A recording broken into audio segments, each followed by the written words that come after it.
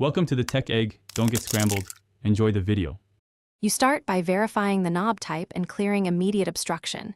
You need thin tools and steady hands. Use a flat screwdriver or butter knife to find the seam where the two halves meet, and apply gentle torque to the knob to reveal a release notch or spring clip. Once you see the seam, wedge a 0.5-inch shim or credit card in while maintaining torque. This buys you space to access the internal latch. Make sure to move deliberately to avoid scratching the door finish.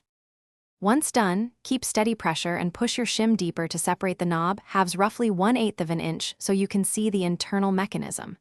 Use a thin pick or small flat screwdriver to locate and depress the spring clip or retaining pin.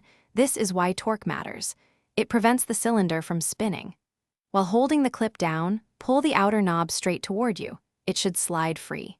If it resists, reposition the shim and try again to avoid twisting and damaging. After you remove the knob, you'll see the spindle and usually a retaining collar. Either unscrew or pull the spindle out and then slide the latch assembly from the door edge. Inspect for broken or bent components and replace them if needed, then reassemble in reverse order, making sure the latch aligns with the strike plate.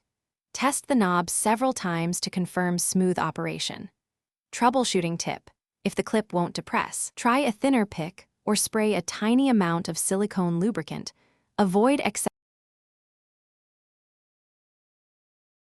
Thanks for watching. Consider subscribing if I helped unscramble your problems.